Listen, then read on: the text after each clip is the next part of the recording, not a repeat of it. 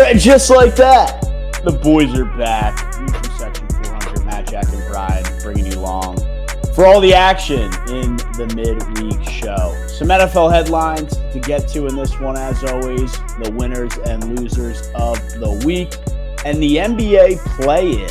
Yes, we have a pre-playoff, a little bit chaotic mini thing to get into. So we'll talk a little NBA as we always do when it heats up here mid-April. But pretty big show today with some NBA and NHL starting.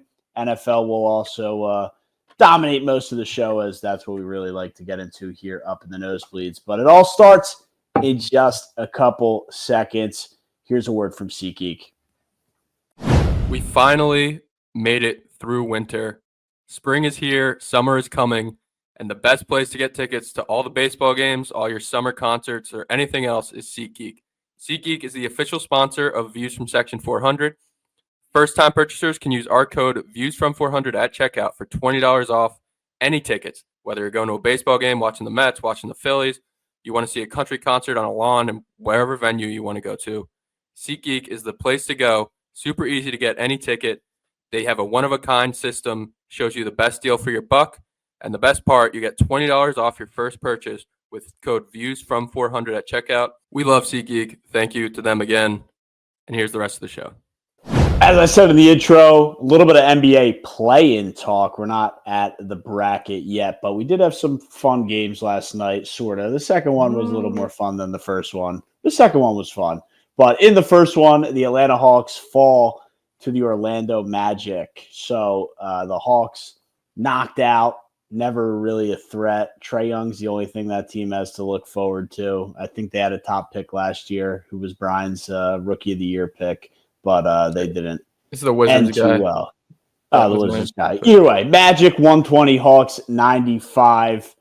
I don't think any of these teams were ever going to be a threat. The Magic now are not going to be a threat to win it all. I don't really know what happened to the Hawks, and this is kind of why I hate the NBA in the first place. Because you never know what's going to happen. And most of the time, it's not entertaining. Like, the Magic came into this game with Paolo and Franz averaging 70 points a game against the Hawks all season. And they dropped like 30. And the Hawks still found a way to lose by 30 points. That's terrible. I don't see how that's a playoff team, how that's even a play-in team. What are we doing?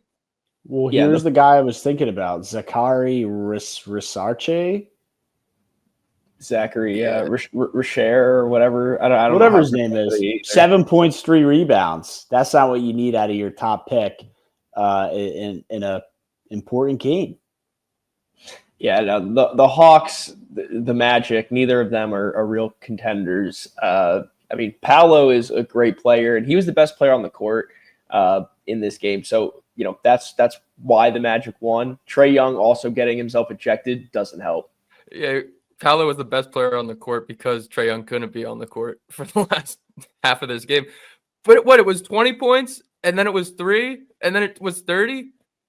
It's so dumb. Neither of these teams should be in the playoffs, and I get it. This is the 7-8 game, so they deserve to be in. But just what are we doing? Like, tonight we have the Heat and the Bulls playing. What is this? Make the playoffs 6 teams. Yeah, the play-in tournament is gross. Look, Brian, you can't look. I guess that team did. Yeah, the Atlanta Hawks, when they were an 8 seed, they beat a 1 seed, and I bought an Atlanta Hawks own the playoff shirt on Amazon. And who did they beat? Who was that? They beat a 1 seed. They had one of the Teague brothers was on the team, and I forget who else. Pacers. Maybe it was the Pacers. Are you talking about when Teague was on the Hawks? Yes. Okay. 2013 sounds about right. No, they've only been doing the play-in tournament since like 2020. No. They were just a straight up 8 seed. Oh, okay. Yep. Did they upset the Cavs? No. That's this year. No, it wouldn't have been the Cavs. Well, in 2013. No, that was LeBron's first year with the Cavs.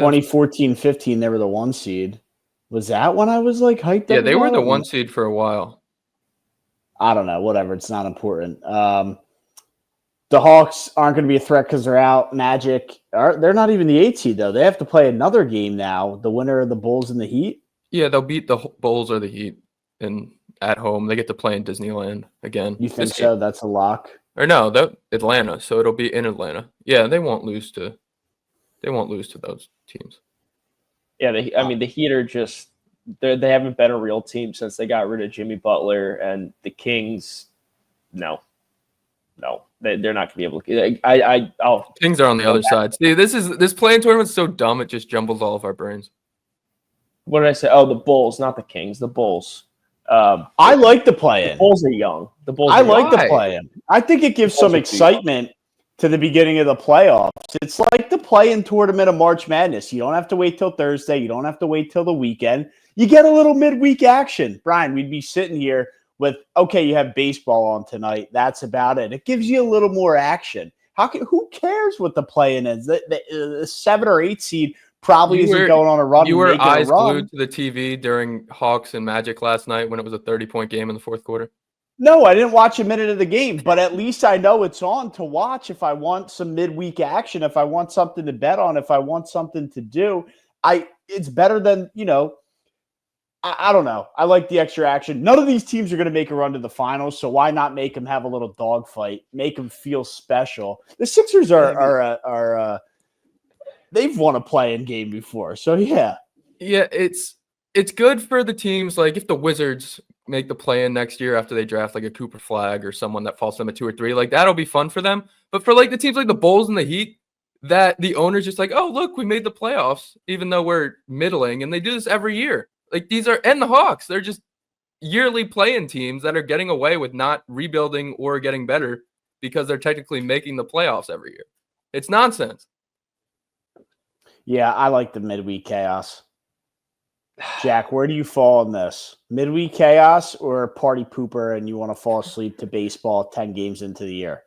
No, I'm actually going to agree with Matt on this one because I do like the fact that it gives the younger players, the younger teams sort of a chance to get somewhat of a playoff experience. It's not. That's what the Emirates Cup midseason tournament is for. That's what it's supposed to be for. I don't believe in that These thing. teams are going to make a run anyway, so it's more just for the fans who had to watch 82 games of dog shit and players not trying. They get a couple extra games of competitive basketball. I think if they're trying. Okay, it was a 20-point loss. Great. They were still trying. I think if you asked every fan base but the Warriors if they would rather rebuild or play in this play-in, the fans would rather not be in the play-in and be in the lottery. And yeah, there's a couple other teams you can add to that. Pretty much all of them in California with the Lakers and the Clippers, but Brian, I like it.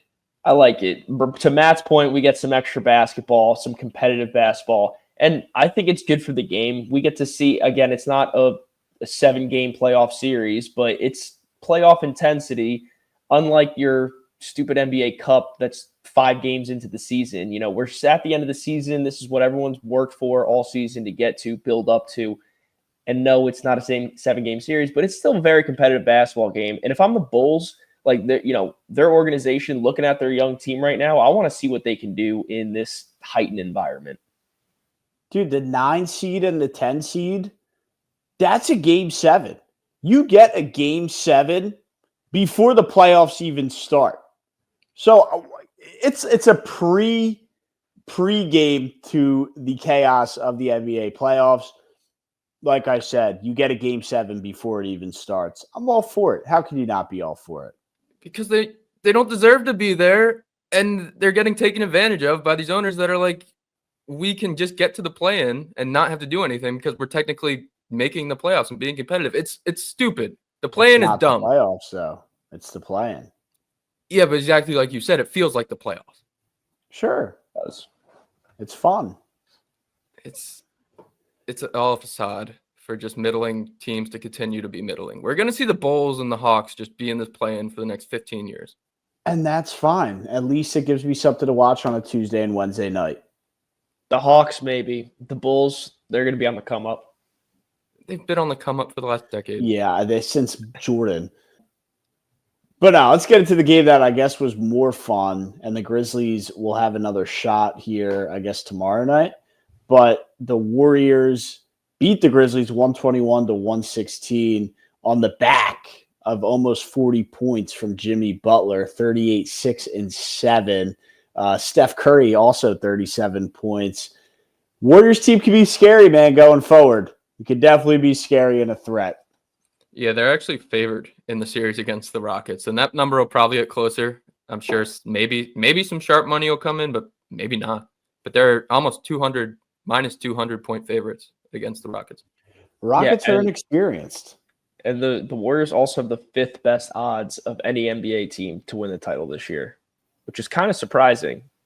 Well, Reggie Miller couldn't stop talking about it on the broadcast last night. Ever since they got Jimmy Butler, they're first in all these categories, and you see Jimmy almost dropped 40 points last night.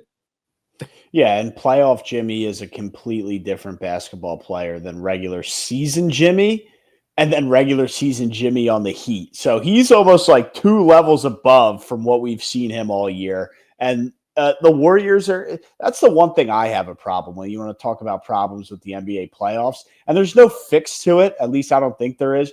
But all these teams are misseeded, if that makes sense. Like the Warriors, they could realistically be a 2 seed. They could be a 3 seed, but they're going to get thrown in as a 7 seed because of all the hibbity-jibbity hoopla that was the NBA regular season. And now you're going to have a lopsided, uneven 7 seed. I don't care who they are, should never be minus 200 favorites against the number 2 seed. I don't care. It's the playoffs. That's my issue. Miss seeds everywhere. This is the problem I have with baseball going to the NBA type schedule, and they're playing each other, and divisions games are starting to mean less and less. The NBA divisions don't mean anything. You're not fighting for a division title over the regular season. It's just let's get into the playoffs and then see what happens. And you get this mess. And that's what I'm hoping baseball doesn't go to, where it's like it's terrible. It's terrible for the sport. And I'm surprised the NBA hasn't tried to make divisions mean more. They're doing the Emirates Cup and they're doing the play-in. Just make divisions mean something again. Yeah, well, I think that this comes back to, I don't really understand why you think the divisions is the reason for this. If they were fighting for a division title, they know they'd get a higher seed. Like you can be middling as like the 6th seed among the West and then take off because you're like, oh, we'll be in the playoffs, but we don't have a chance to get higher. If you're in a division and you're in an NFC West that's a bunch of teams with 7 and 9, you could win that division and end up as a 3 seed. That's the thing is no one that's never been a thing for the NBA. Everyone has. If you won your division, you used to get the higher seed. People only ever care what I'm talking about. People only ever care about winning the championship, the NBA championship at the very end of the year. No one cares about people don't even care about conference finals. They really don't. Like we're like, oh, LeBron won like 10 straight conference finals. No one cares. They only talk about the fact that he has 4 rings. So I don't think that this is on the ownership or whoever. This is just on like fans and people who talk about like the legacies, the players. This is all they care about. So bringing it all back, the 2 seed, it's not college basketball where we have power rankings and we're playing on neutral courts. These guys go out like the Rockets, for example. No, they're not a 2 seed. I would take the Lakers or the Warriors over them, but they knew that. And they knew they had to go have a stellar regular season to get home court advantage, to give themselves a chance in this playoff. I don't think it's going to help them all that much, but it kind of incentivizes these guys to try a little harder in the regular season, get yourself a better seed. And I think that's what we asked for more than anything else. And I agree, but the Rockets tried all year, got the 2 seed, and they're going to get upset by the Warriors. I'm not even going to say might. They're going to lose. They're going to lose to the Warriors. After going ball to the wall, trying their ass off they get the 2 seed, and the Warriors of the circus that was all year. Steph Curry probably missed half the year. They acquired Jimmy Butler at the deadline or whenever he blew up and caused what he caused in Miami. Just for them to go on this Cinderella run that we call it, they have more depth. They have more veteran experience. Steve Kerr's won how many NBA championships? The Houston Rockets haven't done jack shit other than go out in half-filled arenas and win 50-plus games to get bounced out of the first round. You're Great. not wrong. You're not Good wrong idea. at all. You're not wrong at all. And that is exactly why they had to try their ass off during the regular season. Them, the Cavs, maybe the Thunder too. That's why they had to go out there and dominate all regular season to get these high seeds, to give themselves a chance to do better in this playoff race. To give himself a chance. I mean, just imagine. We're describing exactly what is wrong with the NBA. Too many teams make the playoffs, so the regular season doesn't matter, and no one tries. And now we sit here, and there's a 7 seed favored over a 2 seed. Right. Like, even if they didn't try and they got in as an 8 seed, they still lose first round. They try balls to the wall, get a 2 seed, they lose first round. So what? And the Warriors don't try and then acquire Jimmy Butler at the deadline and have a 7 seed, and they're the 5th favorite to win it all. It doesn't matter. The sport is dumb.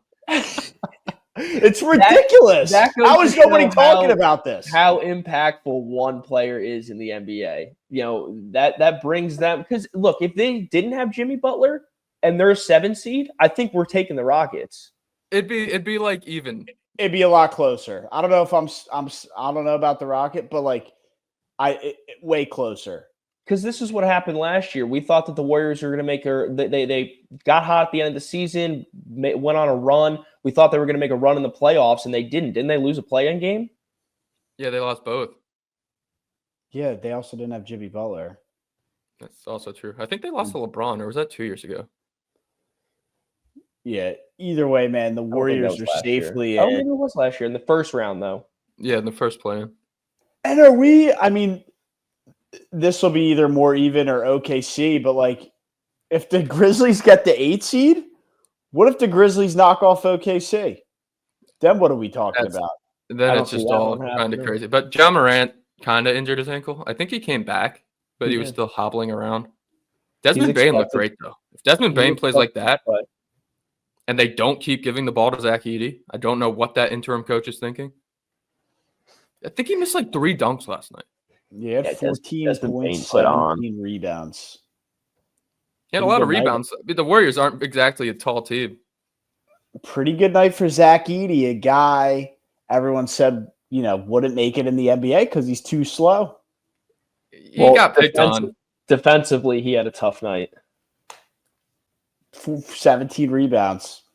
Yeah, he's tall. That's what he does. If you put a tree in the basketball game, a couple balls are going to land. You could argue that the Grizzlies were a surprising team this year that nobody saw them doing. So they fired their head coach. They fired the coach. Yeah, the sport is so dumb. The Nuggets are the 4 seed and fired Mike Malone 2 weeks ago. So the firing of the coach means nothing. Yeah. But we do have some games tonight that I guess, I don't know. The Bulls play the Heat, Kings play the Mavs.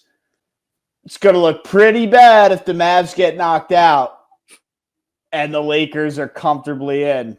Nico Harris is not going to love watching Luka Doncic in the playoffs while his team isn't doing anything. He did say the other day, I thought it was interesting, that it'll all work itself out once they win. I don't see it, man. I mean, Kyrie's already hurt and old. Anthony Davis has injury issues. It was going to be tough to win with Luka. I know they got there, but they definitely took a step back. And I don't know. The Kings are favored by almost 6 points tonight. Yeah, Nico could have been my loser of the week this week. I mean, like, everyone's still, I guess, just getting over the whole Luka trade, and he just comes out in the media and is like, yeah, no, I don't regret it. I don't regret it at all. I have to do what's best for this organization. It's like, well, oh, okay. All right. Yeah. Thanks for coming out and just reiterating that. That's definitely what fans wanted to hear.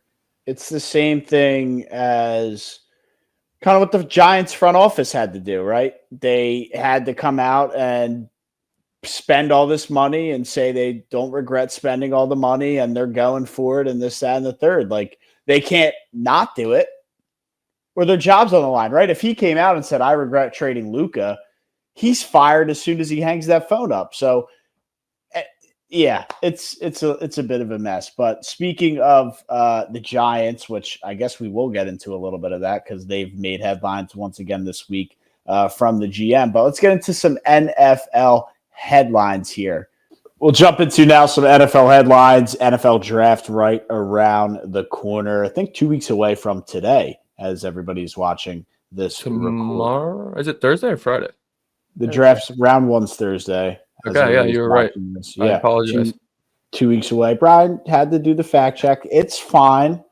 Won't get on him for it. I thought I was working on draft night. Always on a Thursday. It's fine, dude. I was spot on. I thought I was working draft night, and for some reason I had Friday in my head.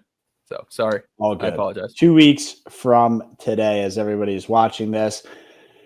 Yeah, we'll go in there. Joe Schmo. Giants would not be afraid to play Travis Hunter both ways. I thought it was interesting.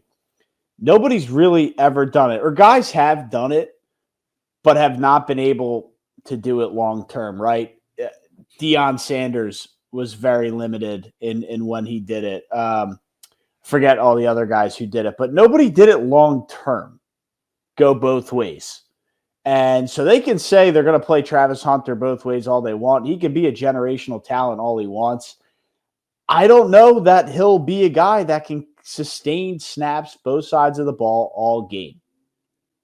Yeah, no, I mean, and that's the sentiment I've been saying the whole time as well. But I think this is a good move on the Giants' part. Let me just say that, because if they do end up drafting him, they're going to want to make him happy. And he came out on a podcast or in the news the other day. I don't know. I saw it online. And he was saying, he wants to go to a team that's going to use him both ways. If they don't use him both ways, he might be upset, that kind of deal. And, whoever does draft him, you're getting a generational, athlete. So you might as well use him how he wants to be used, the best way he can be used.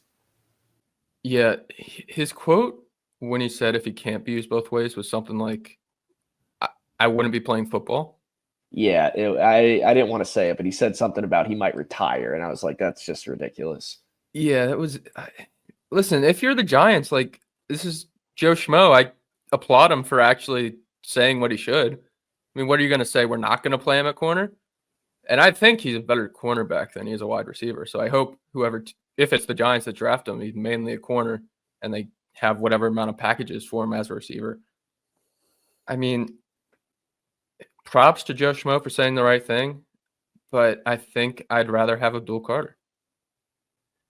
Okay, so you would rather – so, I mean, yes, say the Browns aren't there at 2 and you guys are there. You would rather take Travis Hunter over Abdul Carter over Travis Hunter?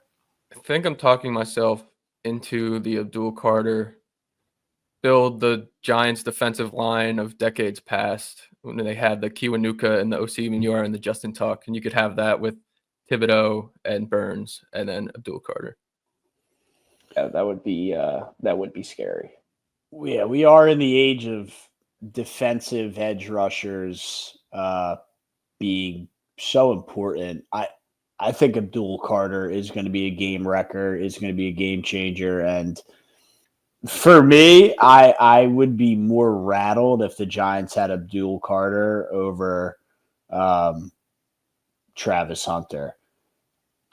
I think Travis Hunter probably wants to go to the Giants more than Abdul Carter wants to go to the Giants, but that's a different debate for a different day. Well, the alternative, I think, for them is, I think, it's very clear cut. Those guys are either going Cleveland, New York, or potentially New England, at the 4, if somehow they fall. So, to be honest, none of those 3 franchises are winning right now. I think it's really about maybe playing time or, whatever the player would want the most. But, the organization makes the call. It's not really their choice. Yeah, of course. I think what's more and more seeming like a lock is Cam Ward off the board at number 1. Definitely. Did you see him on his live stream? No, what did he say? He was live streaming Fortnite, and the people were asking him to name his top players in the league. And his top 4 wide receivers were Calvin Ridley, Justin Jefferson, Jamar Chase, and then Treylon Burks. Yeah, he's going. The Titans probably told him, hey, keep it under wraps, but we're picking you. I mean, they usually do that. Treylon Burks. Yep. So he's a lock. Yeah, that's who the Titans traded A.J. Brown for. Good thing you didn't say A.J. Brown. What'd you say? Good thing you didn't say A.J. Brown. Oh, yeah, no, that would have been ridiculous. It would have been hilarious. Anyway, in this mock draft, I'm seeing it has the Browns taking Travis Hunter. I think the Giants are, they're just taking whoever the Browns don't pick is what's going to happen here. I don't know why the Browns would take Abdul Carter when they just gave Myles Garrett all that money. Well, he's one man. You need a complement on the other side. I think that could turn their defense back into a very, very respectable unit. Yeah, but is that like the bet? Like they have nothing on offense. Oh, the Amari Cooper's not there anymore. Did he go to the Bills in the offseason or midseason? Yeah, mid-season trade last year. Last year, no. And 2 years ago, and then last year was a full year on the Bills. He was hurt for a while, right? So we didn't really see him again. Or was it? Anyway, they don't have shit over there. They don't have anything on it. Nick Chubb's not there anymore. Their team was Joe Flacco and Kenny Pickett. That's who's running the show. Sean Watson to what is it? Cedric Tillman? Is that your boy Brian? Yeah, Cedric Tillman. And Kenny Pickett said he's not going there to hang out. he's going for that starting job. Yeah, that's a disaster. If you're the Browns, you just need best player available, and I guess it's just whoever's in that front office. I think it's going to be Travis Hunter. Hunter is better than. That's why, my one, and I guess the Giants won't get to make the decision because the Browns will make it for them. Right. But if you're looking at need, the Giants need a cornerback more. But Carter is a better player, I think, at the NFL level than Travis Hunter. Well, they're not going to be able to make that pick. Maybe the Browns take Jackson Dart at 2 or Shedeur Sanders. You never know. I really don't think so. I really think Travis Hunter's going to go before Shedeur Sanders. The Cavs took Anthony Bennett with the first overall pick. So that city has a history of doing some crazy stuff. Yeah, they do. But why are we seeing other notable picks here? The Browns trade up to 29 for Jackson Dart. This is ESPN's latest mock draft. Okay, I was going to say, can we have a source on this? Because I do not see that happening. Probably not. This was Mel Kiper and Field Yates. I mean, it could happen if they. Mel Kiper's always wrong, dude. Well, he has the Giants taking Abdul Carter. He has Jaguars taking Mason Graham out of Michigan. And he has your Eagles taking a guy named Jihad Campbell, linebacker from Bama. And that's why he's always wrong. The Eagles probably aren't even going to use that 32nd pick. They're either going to trade up or trade down. But I would not bet all my life savings, but I would be shocked if the Eagles select a player with the 32nd overall pick. Would be very shocked. Yeah, no, imagine that, he can't find a deal to trade down, to trade up. He's just got, my team's good enough. We don't need a pick with this one. And probably just take a Georgia defensive lineman. They may pick a guy on the Georgia defense.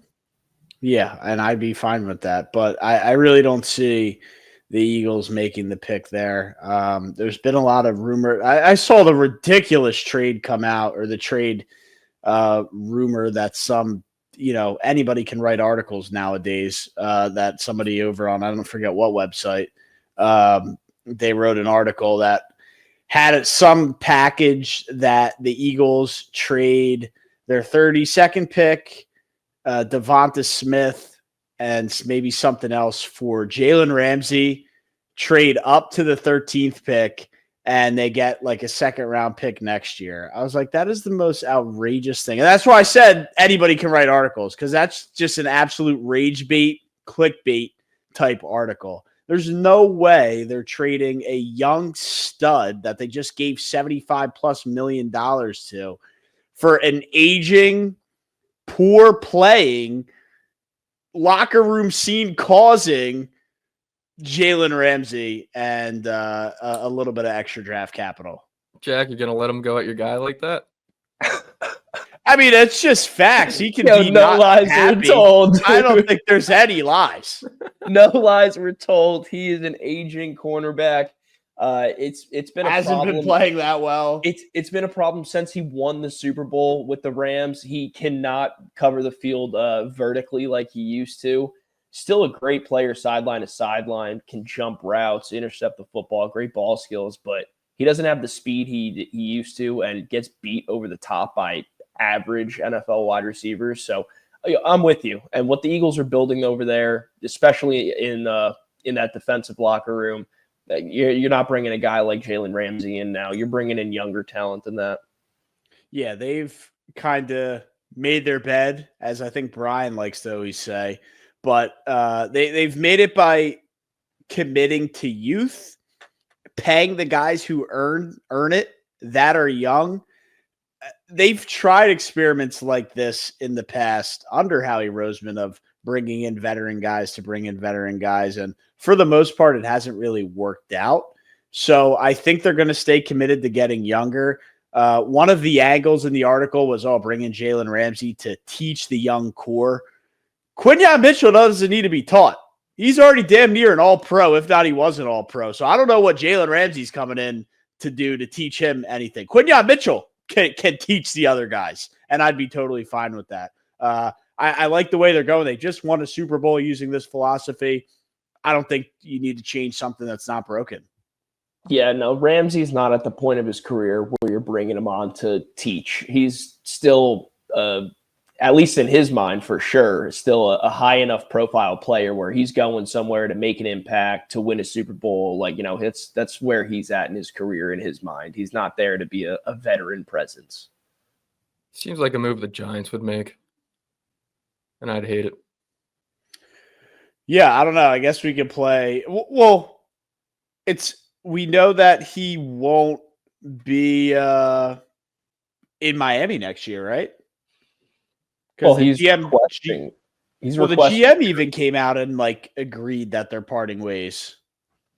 Yeah, I mean, he's got to find a deal though. They might cut him if they don't find one. I guess it's harder because baseball, you could cut a guy, and then if he clears waivers, you could always trade him.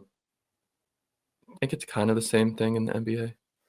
I don't think Jalen Ramsey will be. He's not on the Dolphins next year. I know he is technically right now, but dude, this is also, Jack, to your point, high-profile player, has the ego. After what the GM said, there's no way Jalen Ramsey's going to suit up and go play for them. He's not going to want to. No. Maybe he goes back to LA. That could be a play. Yeah. He's a guy who seems like that needs to play. Maybe not a big market. I don't know. Is Miami considered a big market? It's a decent market, right? I mean, the teams all kind of suck. Yeah, the sport. I don't know if you consider the sports a big market. The sports market is not huge, but Miami in and of flower imports. I guess the Heat are a big market team. Yeah, they got a team store in the airport. Yeah, I mean, Miami in general is a big market kind of place, but it's just the Dolphins and the Marlins have been horrible. I don't know. I see him going somewhere tropical or a bigger market. Maybe the Jaguars. Is Jacksonville tropical? Is Jacksonville tropical? Yeah. I know it's North Florida, so it could get a little dicey. It's nice. Is it tropical? I mean, it's not Orlando Miami. Tropical. It's closer to Orlando. Orlando's more tropical than Jacksonville, I would say. Yeah, it is. Well, I mean, that's what geography will tell you. I guess they have that cool lake there, or pond, or is it a lake? You talking about Lake River? Okeechobee or what? There's a big river that you could tube on that a bunch of people go to. In Orlando? No, in Jacksonville. Sorry, I'm going back and forth. Brian, you're confusing me. Let's get Mason Graham to come in and make a lake in some offensive lines. Part the Red Sea.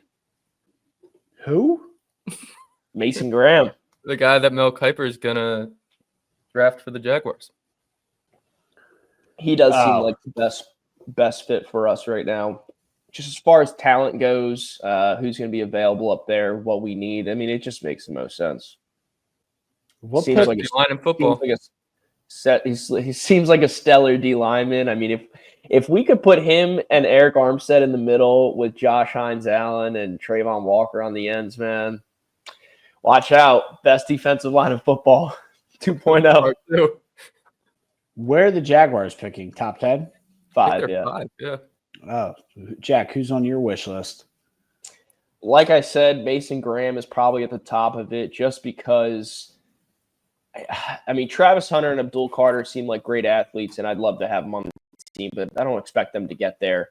The Patriots at 4, I don't know what they're going to do, because if the top 2 guys that we've been talking about all NFL segment, if they're not there for the Patriots at 4, I could see them trading down too. No, the Patriots will go offensive lineman. Yeah, they want a guy to protect me. But you can do that and not at number 4. Like, it doesn't seem like isn't this guy out of LSU though supposed to be like a all-time great? Yeah, what's his name? Will Campbell, maybe? Will Campbell. Yeah. I mean, he's supposed to be the best offensive. He's supposed to be the best offensive lineman in this class. I personally like him. I like his attitude more than anything, but they're giving him the shtick for the small arms thing. Yeah. Small arms are never good for a lineman. I feel like offensive linemen, though, like when they tout them highly, especially like top 5, they usually pan out, right? Sometimes, and then sometimes you have Luke Joeckel. Yeah, was Luke Joeckel the same draft as Eric Fisher? Yes. Yeah, because Fisher was great, and then Joeckel was Fisher was unbelievable. Yeah. And then Jake Matthews, who the Falcons drafted, was pretty bad. So there's always a few. Oh, was there? I thought for the most part, these guys are pretty good. Yeah, recently, we've been seeing it that way. The Penei Sewells, the Joe Alts. I'm trying to think. But there's also been some other guys that haven't really worked out. Like Mekhi Becton didn't work out for the Jets when they took him. He was a top 10 pick, no? Yeah. Moved to guard. He was like, he didn't work out because of bad play necessarily or sucking. It was more he just couldn't stay healthy. And then now he finally just had a full year healthy, and he was a Pro Bowler, borderline all-pro guard. You're not going to take a guard in the top 10. He's a good guard, but I don't know if he's a tackle. Yeah, so right. I mean, my thoughts on Will Campbell. I mean, he seems like a good football player. I don't know if he'll be a great NFL player, but the Patriots could take him at 4. I know they want no lineman, but I think that you could trade down, maybe get something else for it. I'd be surprised to see them take Campbell at 4. I know we're still a few weeks away, and we'll see as stories always come out. But Ashton Jeanty, is this guy a lock for the first round? And if so, is he a lock for a top 10, top 15 pick? I mean, what's this guy's market right now? Mel Kiper in this mock draft, or it might have been Field Yates. I don't know. They did it together, but they had him going 6th to the Raiders. I think that makes a lot of sense. 6th? Wow. Yeah. See, that's what I'm saying. I feel like he could go super high, like almost overdraft, or we could see him be that guy on draft night round 1, there in the suit, family around, and they keep panning over to him pick after pick with nobody selecting him. I mean, his ceiling, I guess it can be as high as like 4 to the Patriots or 6 to the Raiders. Even if you're going to put those 2 teams in there, 5 to the Jaguars is not completely out of the question, even though I would hate it. But his floor is definitely in the first round. Yeah, right? I mean, the Cowboys need a running back. The Broncos need a running back. Yeah. So someone will take him. Jerry Jones, if he falls to the Cowboys, he's not going to pass that up. Yeah, and the Cowboys could use some running back depth. But yeah, no, he's kind of a high-profile guy. I mean, a Heisman finalist that, we could see fall to the end of the first round, which I guess happens from time to time. But I don't know. I thought this guy, at least when they were talking about him, was going to be a top 10 lock. It's just the running back market, man. And I think maybe, what we saw with Saquon last year, some teams might be some organizations might be back in on running backs. We got to get ourselves a good one. So they go up and they get Jeanty high in this first round. But we could also see tradition of they don't matter that much, and they're not great. They're historically not great investments, so. It's because it's Saquon Barkley. And they've been saying that Ashton Jeanty is pretty close in comparison to him, the way he runs and how big his the muscles are and this, that, and the third. I think in general, you're right. Just any running back, they're not valuing. But is Jeanty the closest thing to Saquon Barkley that we've seen in the last 5 or so, 10 years, whatever he got drafted? Well, the other name that I really want to bring up in this conversation is Bijan Robinson. because he got taken with the 8th overall pick just last year or 2 years ago. He played 2 seasons in the NFL. He got taken with the 8th overall pick, which is give or take what we're talking about with Jeanty. If you guys can remember, do you think Jeanty or Bijan getting more hype coming into the draft? Bijan. I think Bijan. Jeanty hasn't been as hype as, there was all this crazy hype on Boise State, then the hype on the Heisman, and after that, it's really died out. Yeah, I'm with you. If Boise State would have won a playoff game, I think it would have been a lot higher. Then he contributed because it was against a way better team than they've been seeing and facing. Yeah, they lost to Penn State and he fumbled twice. Yeah, so that definitely hurt his stock a little bit. And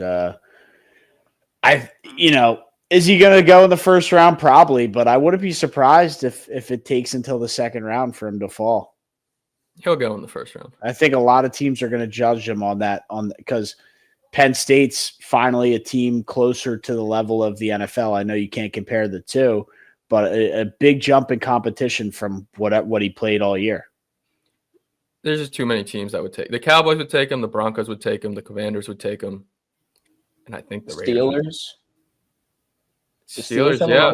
Steelers would take him. Replace Jalen Warren. They haven't replaced Najee. He's in Los Angeles. Jalen Warren right now. And they don't want Jalen Warren to be the every down. When you put it like that, it makes sense. There's just too much of a need late in the round where somebody would probably just it's not even bite the bullet. I mean, he's a terrific player in college. Yeah. It's not like it's bad to draft a guy, but how badly do you need him? And, maybe the Broncos, I agree, is a good one. Do the Commanders need him that bad? The Commanders can just go running back by committee again with Brian Robinson and probably be fine. Yeah, I agree. Find another veteran. I think he adds that dimension, though. I mean, if you look at the Broncos and the Broncos, not as much, but the Commanders were in the NFC Championship game last year. And it was an insanity run, but you add Ashton Jeanty to that, and they didn't really have a running game besides Jaden Daniels. Brian Robinson wasn't exactly doing much. So they might see that. If Ashton Jeanty's on that Commander team, do they beat the Eagles? Absolutely not. No, but he's not making it that deep in this draft. No, but if he does, the Commanders would definitely take him. That's what I'm saying. Definitely. You want my hot take next year? The hottest, the highest ranked player on the board. Yeah. Matt, what's your hot take? Yeah, I was just going to get into this one because Brian will love it. And it's not because I'm an Eagle fan, and it's not because I hate the Commanders, which I really don't. They've been bad forever. But I everybody has them as a lock for 10 to 12 wins next year. I would not be surprised if we see a massive Jaden Daniels sophomore slump and this team finishes 500 or worse. That's my way too early prediction. And there's just a gut feeling inside me that says that there's just way too much hype on this team that we saw be a one-year wonder with a rookie quarterback. That, they add Deebo Samuel, and now it's here we go to the Super Bowl. I see right through the bullshit. And Dan Quinn, give me a break, dude. Give me a break with that guy. It's a circus clown show down there in D.C., and I see right through the bullshit. This team could be massively disappointing, and people don't want to talk about it because of the unbelievable year they had. You're so rattled. Me? Yeah, that sounds like somebody that is. You just beat him by 35 in the NFC Championship game, and I'm rattled because we're talking about them getting Ashton Jeanty. Absolutely, well, you just can't get these Commanders out of your head. They're on the come up, and they're not. No, everybody's hyping them up, but I just see through the bullshit. I don't think that makes you rattled. I'm giving you a hard time. No, the Eagles have nothing to worry about right now. We'll see what happens in the draft. And, I just do. We saw it with C.J. Stroud, and didn't Stroud have a better rookie year than Daniels? It was comparable. Definitely comparable. And C.J. Stroud and the Texans kind of fell off a cliff last year. They were in the playoffs. They play in a horrendous division. Yeah, but they were still in the playoffs, and they had in a horrendous division. and The Commanders everything do that not play in a horrendous division. everything that could have gone bad for that offense went bad, and they were still a playoff team. I think the Commanders are in a better spot than hopefully what the Texans were last year when everyone died on offense. I think the Texans have a better roster than the Commanders. That's probably also true. For what it's worth. We'll see, man. We'll see if I'm rattled or if I'm just absolutely speaking facts in April. We'll see. We'll see. All right. Jalen Hurts named to Time's 100 most influential people of the 2025 list. Okay. I mean, I wasn't exactly blown away by this story. If anything, I was like, why is he on the list? Because he has Derek Jeter. These one-liner statements or one-liner quotes after the games. Does that make him influential? Whatever. It's a nice award. Brian, what do you got on it? That was good. Yeah, Derek Jeter nominated him on the icon list next to Adrian Brody and Demi Moore, and the guy that won a gold medal for France in the Olympics fencing. Like, whatever. Yeah, I don't really care who Time's most influential people are. I only care about views from Section 400's most influential people. Facts. I look for every year. Facts. And, like, who cares? I care about winning Super Bowls, and that's what Jalen Hurts did. Keep your awards. I'll bookmark this for one of our 400s this summer, our most influential people of the year. I like that. Be like a mini award show. I like that. I like it a lot. Our own ESPYs. I was trying to think of a word for ESPYs because like ESPN, that's what I do. But like, there's not really a views award that we can come up with using our name, but it have kind of like that. Oh, it's an award. I mean, Brian's thinking so hard right now. Views from the Hall of Fame or something. I don't really know how we're gonna do that. It's got to have like a one word. Catchy, like ESPYs is kind of catchy. We're not going to be able to come up with one. Brian's this stumped. The gears are moving. Yeah, stumped them there. But while we think on that, maybe you guys watching at home can leave a comment below on what our award should be for the award show. So definitely do that and let us know what it should be called. I think for right now, though, we'll wrap up the NFL talk. That's enough of that. Draft is 2 weeks away. I think we should jump into some winners and losers of the week. We haven't had a proper winners and losers segment in a little while here, so we'll get one going on right now. The winners and losers of the week. We're back. We finally have a full segment show here with some winners and losers. I think possibly the first one since, not that we came away from it in March Madness, but we had March Madness winners and losers, and then not that we got away from it, but everything just got hectic. We're going to give you guys a full winners and losers segment right now on the show. Mr. Jack, do you want to lead us off with a winner here? Sure thing. I love leading it off. Paige Bueckers is going to be my winner of the week. And I reserve the right to extend this week to 10 days because 10 days ago, she won herself a national championship, first one at UConn. And, she's been a historic college, women's college basketball player. It's great to see her end that legacy with the dub. And then she got selected number 1 overall in the WNBA draft the other night to the Dallas Wings. So Paige Bueckers is kicking ass right now. Luka who? Luka who? Yeah, at least they just got their clickbait replacement in the city of Dallas. Yeah, she's a good basketball player, man. I know she didn't get the same amount of love that Caitlin Clark got last year, but for 4 years, Paige Bueckers has been top of the women's college basketball. So happy to see that she's finally in the WNBA and going to be competing with the big girls. She had that rough injury too, so it was good to see her come back and still dominate. But yeah, I hope all the Mavericks fans that sold off their season tickets buy season tickets to the Wings. Is that their name? Dallas Wings? Yes. And they outsell the Mavericks next season. There's a chance. It'd be great. I'd rather see Paige Bueckers than anybody on the Mavericks outside of Kyrie, but he's hurt. Yeah. Interesting stuff. I thought it was interesting. The contract she's going to sign is like 4 years, and like at the end of it, we'll maybe make like $400,000. That's always interesting. I know the sponsorships, I know this and that, but it's just always interesting. Number 1 overall pick of a major sports league that they call it. First overall pick, $400,000. Yep. I got Brian, you're winner of the week.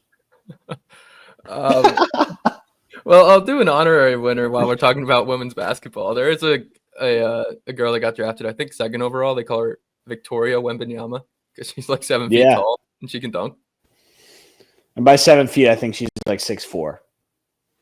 She's also 7 from France, feet right? relative to maybe 6'5", 6'6", but she's not 7. Yeah, it's all relative to other women's sizing. But I got you.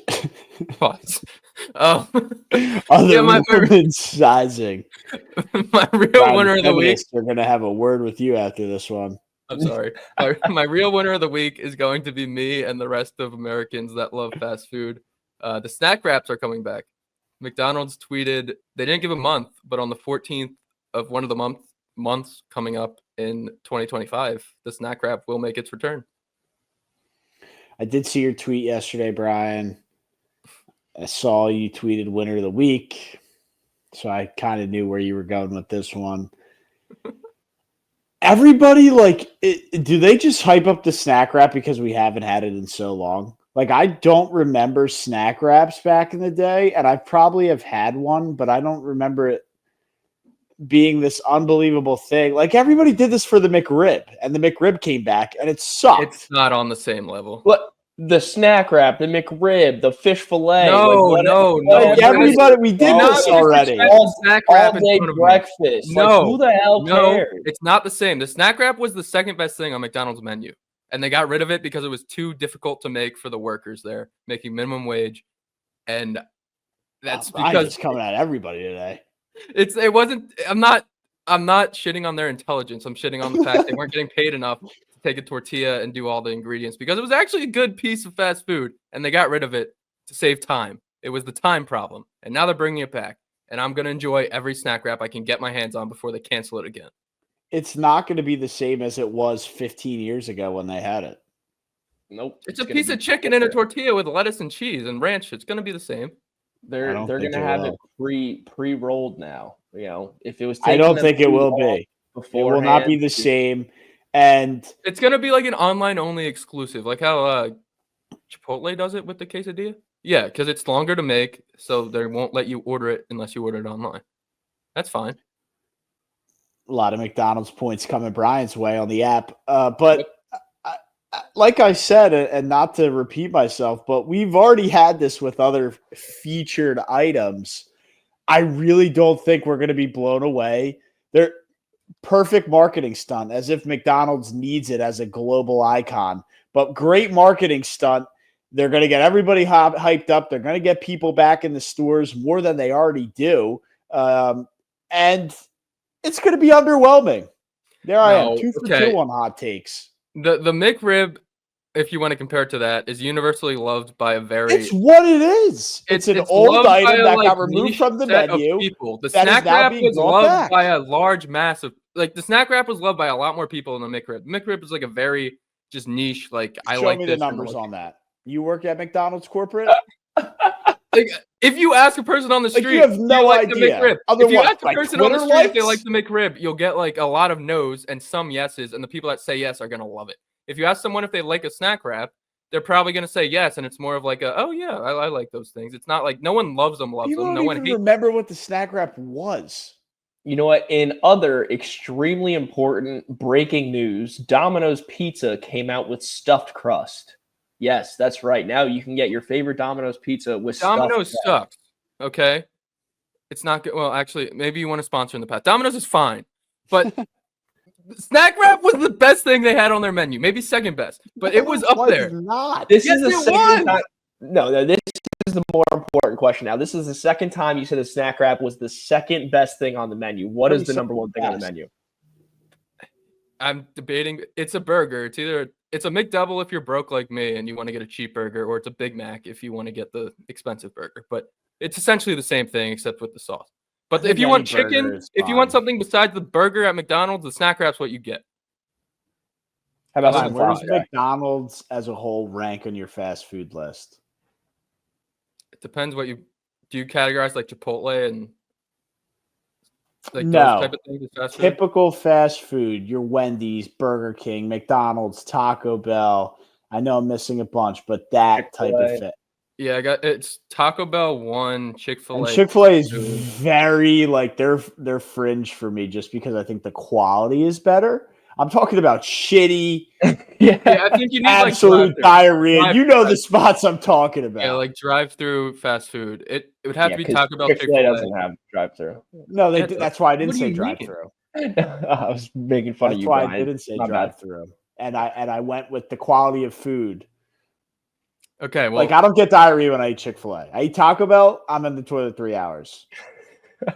Well, that's just the ingredients of Taco Bell. Like, right, you are a close second to toilet time from Taco Bell, so I don't want to hear it. Well, I like Taco Bell. Definitely my number one. I like Taco Bell the best. Chick-fil-A is my number 2. Probably once McDonald's bring back the snack wrap, it'll overtake Wendy's for number 3. Until you're massively disappointed by the underwhelming snack wrap. The day it comes back, I will be like in line at 11:30 to get it. Of course. And then that's incredible. I think you're hyping yourself up for disaster, and I'm so you sorry. Can't mess it up. It's a tortilla with chicken and ranch or honey mustard with lettuce and cheese. The fact that you think that that's all it is and they can't mess it up, like, dude, they could be using a different tortilla, the different cheese, different quality. Like, dude, this is not yesterday. They took it off the menu and they're bringing it back. We're talking about 15 years. They use almost 2 decades. They use everything. The guy who created the snack wrap might not even be alive anymore. Yeah, Brian, do you even know who created the snack wrap? No idea. Talking about this like it's the new car, like it's the new printing press, like it's the snack wrap from McDonald's. We will get some people that agree with me on this take, and I will clip this up, and I guarantee you we'll get a bunch of comments that say I can't wait for the snack wrap to come back. It's a snack wrap. Matt, give me what you got for your winner of the week. Yeah. I do love the side tangent on fast food, though, because I think Brian's going to be mad. And justice for Taco Bell. I'm sorry to cut you off, but justice for Taco Bell. I'm a big Taco Bell fan, regardless of what it does to my stomach. But my winner of the week is actually going to go to the ice. The St. Louis Blues have clinched a playoff spot. I don't know if anybody knows how their season has gone. They set a franchise record on a 12-game win streak that began on March 15th, ended on April 7th, and it helped propel them to a playoff berth. They were 8 points out of a playoff spot, which is a good bit of points away. And that was right around, I guess, right after they did that Four Nations Cup tournament thing that we all saw. So 8 points back with, a little less than half the season to go. They make the playoffs. Not only do they make the playoffs, I think they made the first wild card spot, which is a pretty big comeback to make. They will face off against the Winnipeg Jets, who were I don't think it's called the President's Trophy. It's some other trophy, but it's the trophy for being the best team. I think you're right with that. Or the most points. Maybe it is. President's Trophy, yeah. Yeah, so whoever has the most points, they'll face off against them, who in years past have been frauds in the playoffs. If you want a sneaky value play, take the St. Louis Blues to win the Stanley Cup, because they are a team, and we see it in hockey all the time. The team that's hot in the playoffs has the hot goalie and the hot team. They always make a run and sometimes win it all. So if you want a sneaky value play, take a shot on the Blues. I don't have much feedback for I you can there, tell. But shout out the Blues on a nice season. You could tell how much we watch hockey on the show. Yeah. Clear. Jack was on his phone while I was going through that. Brian was staring into space. I was looking up whether it was the President's Trophy or the President's Cup, because I was like, I'm pretty sure the President's Cup is a thing, but it's a golf tournament. Yep. All right. Well, the losers of the week. I guess Brian, you can kick us off since Shaq kicked us off with the winner and might have a questionable loser here. Here we go, buddy. It's not. It's back to sports. I'm sticking to sports. Nice. It's gonna be Kentucky fans. Jack, I don't know if you saw the outrage on Twitter, but it was pretty bad, and I am dumbfounded at how dumb Kentucky fans are. But so Auburn got Keshawn Murphy, the Mississippi State forward, in the transfer portal a couple days ago. Good player. I'm excited to have him. And Bruce Pearl tweeted boom, something he's been doing since he took the job in 2014, and something Gus Malzahn, the former football coach at Auburn, was doing since he took the job in 2013. I've never seen more fans of a team be more upset and more wrong about something in my life. The amount of Mark Pope GIFs and just, why would you steal? You'll never be Kentucky. You'll never be Mark Pope. What are you doing? Thinking that boom is a term that Mark Pope created. The coach they've had for a year that's been saying boom for a year since he became the Kentucky head coach. It's unbelievable. And then people are in there, Auburn fans are in their mentions saying Bruce has been doing this with receipts since 2015.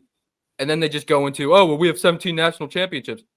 That's not what this argument is. Yes, you have 17 national championships, but Bruce Pearl's been saying boom for a while. You don't own the term boom. Nobody copyrighted the term boom. Can you even copyright that? No. So it's so ridiculous. If anybody owns that copyright, it's the freaking dude from Costco. It's the Costco guys and the Rizzler where they're booming all day. I mean, get out of here. No one owns that. Yeah, yes, exactly. To your point, you said it all right there. Bruce has been doing that for years. It's not even special to him. Yes, he does it when he, something good happens, lands a new recruit, whatever. And then you're going to talk about Mark Pope? Come on, man, get out of here. So dumb. Kentucky fans get one small boom from me. Oh. Yeah. Zero booms. So who was the loser there, Brian? I did get a Kentucky little lost. Kentucky fans for sure. And they're being dumb and stupid and wrong. I think it's all about them. Dumb, stupid, and wrong. Make it past Tennessee. Dumb, stupid, wrong, and dumb. Wow. It's a lot to unpack right there. So they get a boom. Keshawn Murphy gets 5 big booms, though. He's going to be a good player. War Eagle. Yeah, there's already a good shift in the transfer portal. But Mr. Jack, you're loser of the week for us here. Yeah, we talked about him a little bit, but I'm glad we didn't step on it too much. Trae Young's going to be my loser for getting ejected from that game and for the 4th straight season, a league record. It's not been around forever, but for 4 straight seasons now, he's been in that play-in tournament, in that play-in game. Can't elevate his team high enough to get them out of it and get a solid seed. 4 straight years, longest streak, more than any other franchise since they've initiated this tournament. The Hawks, man. The Hawks and Trae Young are my losers. Yeah, I don't have much for that. I honestly didn't even watch the game, but the fact he got ejected in a Game 7 is wild. Well, Game 6, they get another chance. Elimination. Oh, did you get the shot? All right. I didn't know they weren't the 9-10 spot. The Hawks. Wait, so the Heat are in the 9-10 spot? Yeah. The Heat are the 9 seed. I don't know how the Bulls the Bulls are a joke. The Bulls are not such a joke. They've been playing better. They've been playing against teams that are tanking. Look, I'll put it this way. I'll put it this way. In the Western Conference, this whole play-in thing makes a lot of sense. It's a lot more competitive. You come over to the Eastern Conference and you look at the bottom half, my Sixers included. The Bulls are a joke. I figured it out. You want to say conference championships don't matter? Here's how you fix the NBA. It's just one. It's just one conference. Like fantasy football, how we moved to one Super League. Top 16, the bottom 4 play-in. That's how you get rid of this nonsense. Yeah, and then you start promoting D-League teams, and the worst 4 teams in the NBA get relegated, and they bring 4 teams up. So that might ruin college basketball. Eastern Conference Finals, Western Conference Finals. How do you draw up the playoffs now? You just make a bracket. Seed it 1 through 16. 1 plays 16, 2 plays 15, 3 plays 14, and then you just go down and down. I actually don't hate that idea. It's new. It's Conferences different. are dumb.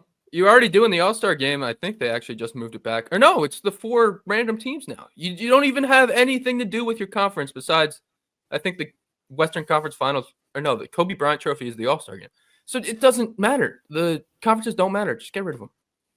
Yeah, you have the Chicago Bulls in the Eastern Conference and the New Orleans Pelicans in the Western Conference. Geographically, it doesn't even make sense. You're not wrong. It doesn't. Well, I mean, a lot of those northern teams tend to go east, and the southern ones go west. But you're making fair points. I don't know. The only thing that you would miss out on are, I feel like, again, I'll pull it up again, but like we always talk about how LeBron made like 10 straight whatever it was Eastern Conference Finals, and you definitely miss out on that. That's a pretty big change to the history of basketball. It'd be massive. That would be like a new commissioner gets hired or promoted or however they go through that, and they want to make a stamp. But that seems like a change where that's not just a commissioner call. They probably have to get it approved by all the owners, which would be, 24 votes. There'd probably be some kind of players union vote that would have to get passed for whatever reason so that they feel important. They would have to do a lot of things. It would never happen, but it's just how you fix the league. And I like your relegation idea too. It creates a little bit. I mean, it surely there's no tanking involved. It's not possible. Just bring back the ABA. Yeah, you would need a better league than the G League. You would need like that secondary league.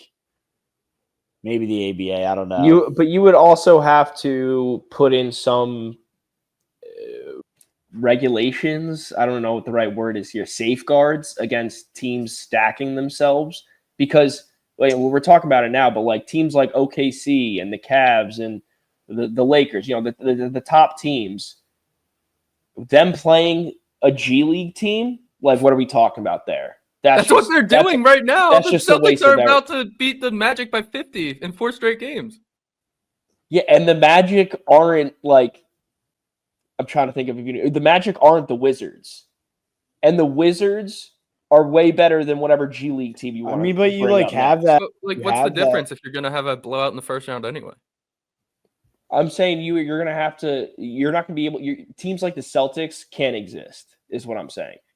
But like you see it in the Premier League, and it's on a little bit of a smaller scale. But those teams that get promoted from that bottom league to go play in the Prem, they get a sizable financial contribution from the league to make signings and be competitive. So there's probably some kind of like those teams that get promoted get more money to give to free agents that first year up from the G League. And maybe it's not the G League. They get to spend more money than the salary cap. Maybe you lower the salary cap for the teams that are already in, raise it a little bit for 1 to 2 years of the teams that get promoted. There's a lot of tweaks that could go into making this work. Yeah, you give them extra draft picks. I mean, it does make sense, but it's too big of a second league to build. There's too big of a second league to build for the relegation. Now, for the 32 Super League, I don't know why that's too big to not just implement next year. Just do it. You're stripping the Eastern Conference and Western Conference.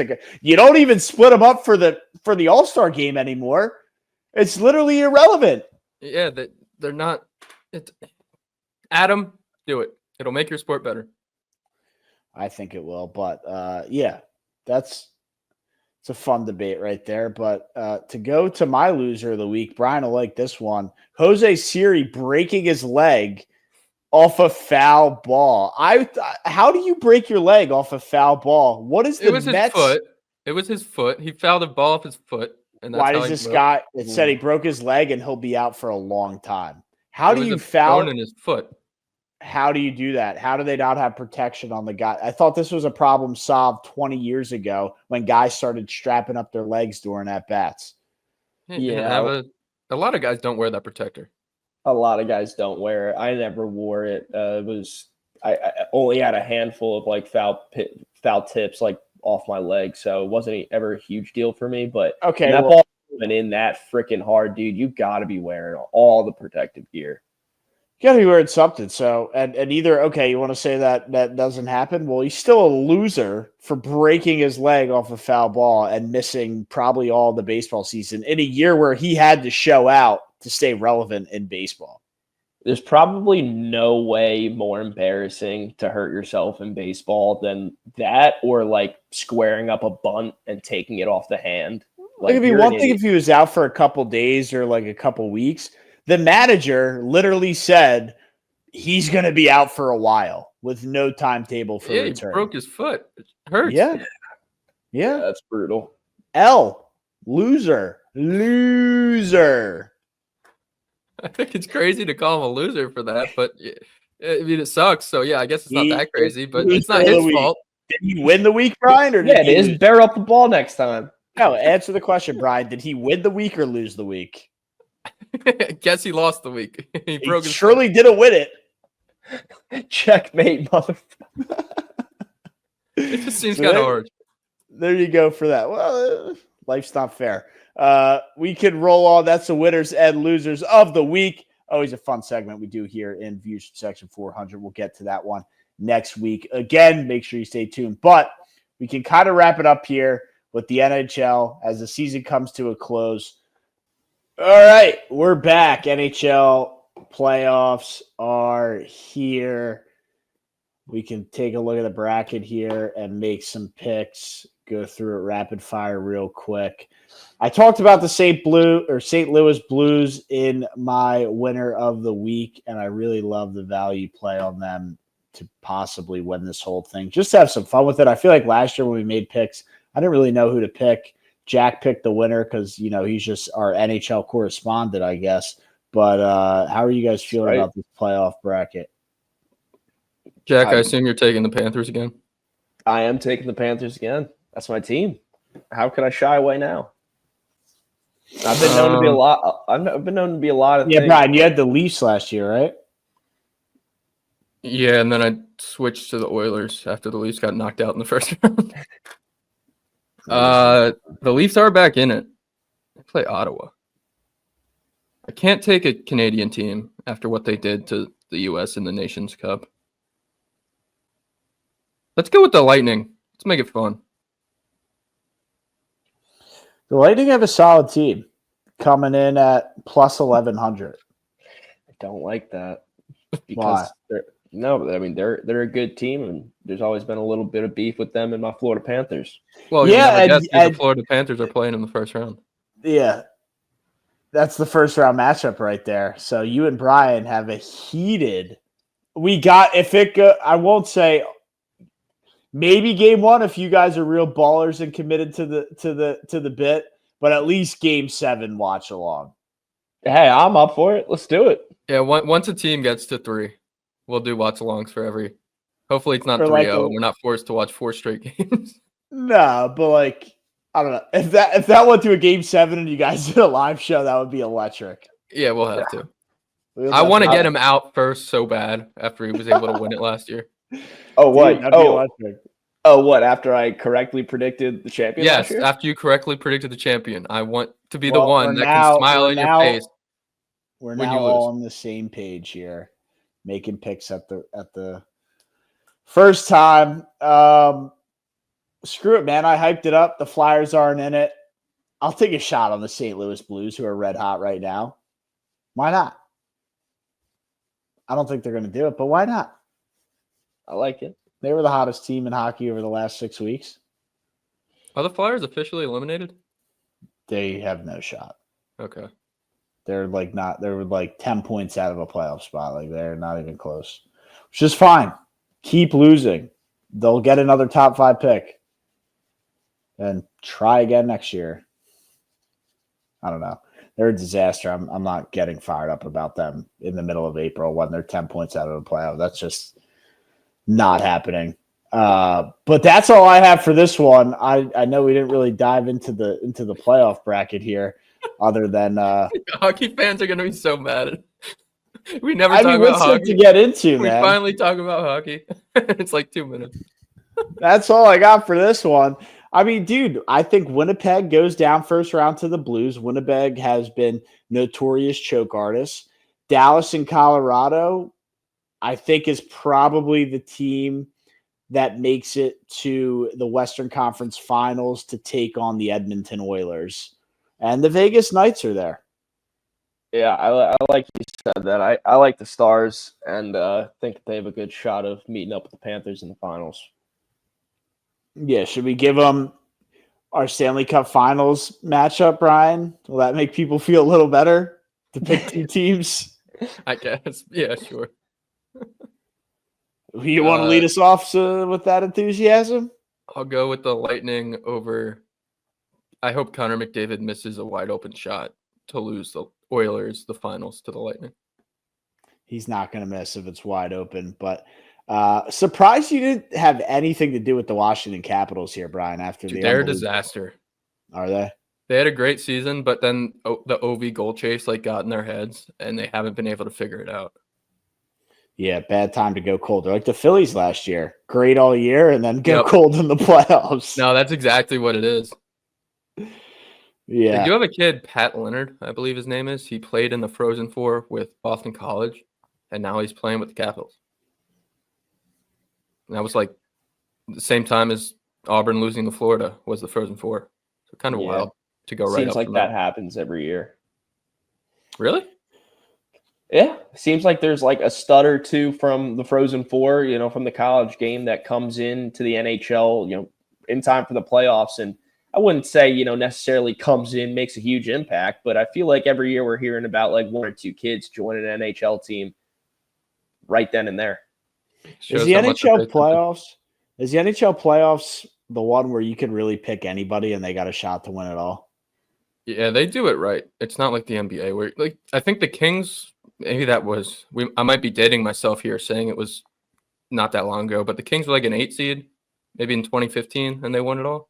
Yeah, that was early 2010s, 2011. But I think they do it, and I don't know if the NBA can take any advice here from the NHL, but they do it where divisions matter, right? The top 3 in the division get the playoff spots, and then they have everybody else in each conference fight for wild card spots.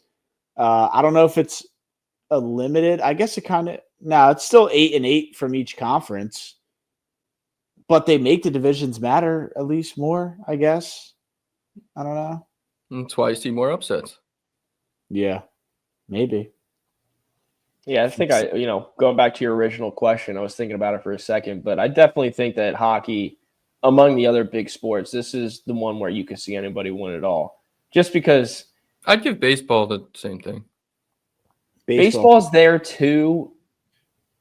Baseball, maybe not anybody, but maybe it's just because of the recency bias of last year. The Dodgers and the Yanks were in the World Series. The Dodgers crushed the Yanks, and the Dodgers had the best team by far all season. So and that was just an off year. The AL was god awful, and they might be god awful this year too. I mean, we almost saw it with the Phillies in 2022-23. The last Nationals in 2019. The Nationals, when they actually won it, was probably the real time, and they should have lost in the wild card round. That was also wasn't that Soto's rookie season, and he was emerging as this, really freaking amazing baseball player. We didn't really see that coming, kind of thing. Yeah, but they barely made the playoffs. They were in the same boat as the Mets last year. It's almost the same team, except they had Juan Soto. Yeah. And now you have Juan Soto. And he's hitting 230. I'm not stressed about it. It's a long 15 season. Years. It's week 3 of 15 years. It is so early. It's hard. I almost exhausted myself with I see you on Twitter. You're getting really into the early season baseball. I've thought about just texting you, calm down a couple times. I have been getting pretty nuts. I need to take a chill pill because I'm starting to wear myself out with. I mean, dude, the Phillies are just they're so irritating. 162 games, Matt. Meanwhile, it's the Phillies and the Mets that are at the top of the division right now, and I'm getting myself so stressed out. We could find happiness in the Braves' complete downfall. Dude, they suck. I mean, even after maybe figuring out and get a couple wins and thinking they'll turn it around. I mean, Brian, 5-13 is where they sit. I mean, is that cause for panic? No, I need them to be like 20 games under it by Memorial Day, though, and then I'll be very happy because they're not coming back from that. They did get Strider back today, and they still lost, which is a good sign for us. He did pitch 6 scoreless until he let up the home run to Vlade. Let it up, though. He did let it up, but he looked pretty sharp in his return, and we'll see more to come from him. So I wouldn't. They still have Acuna coming back, too. And the little Acuna, by the way, might be the Mets' best player right now. Is he really? Or actually, no, that's a lie. Pete Alonso, he might be their second best player right now.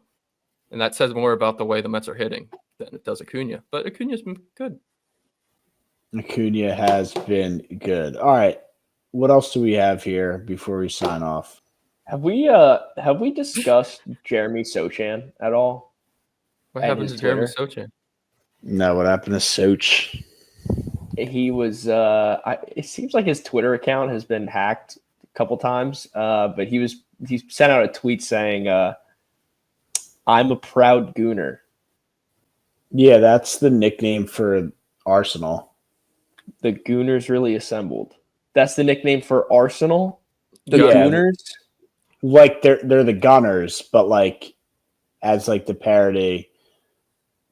Because like Gooners. like that's like a new like the new term going around on like Urban Dictionary with the kids nowadays. They're all saying yes. Gooning. Like yeah. He most definitely was talking about Arsenal. Was it? Did he tweet at like 5 o'clock today?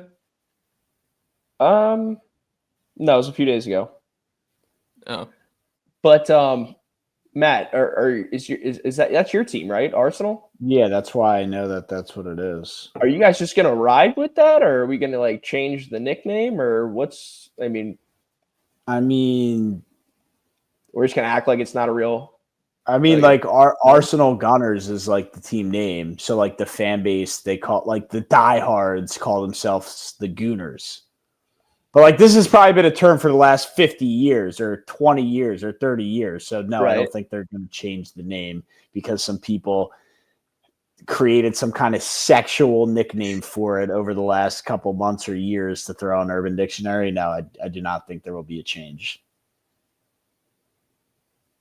Shout out the Gooners. Shout out the Gooners. Hell yeah, man. What are they in now? Is it the Elite Eight? Champions League semifinal. Oh, semis. Maybe.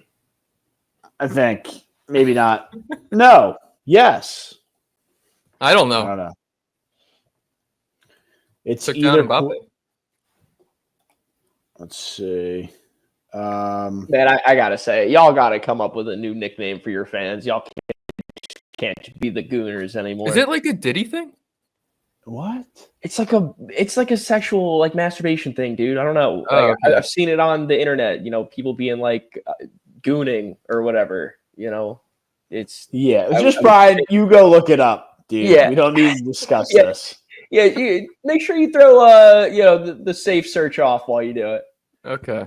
And to verify that was the quarterfinals. So they're into the semis. They play Paris Saint-Germain and Barcelona plays Inter Milan. So, yeah, Inter Milan and Barcelona versus Arsenal and PSG. Is Arsenal an English team? Yes. North London. Wow. So you got a Spanish team, an English team, an Italian 4 different team, countries. and a French team. That's pretty awesome. Yeah. Doesn't happen Fuck 'em too all. often. Fuck them all, Brian. Fuck Why? 'em Who all. would you like to say?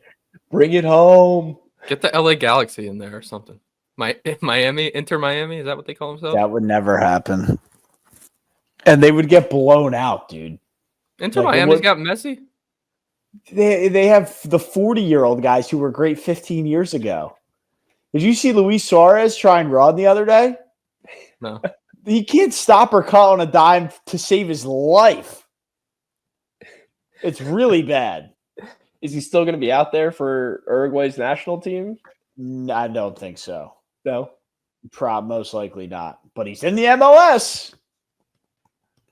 All right.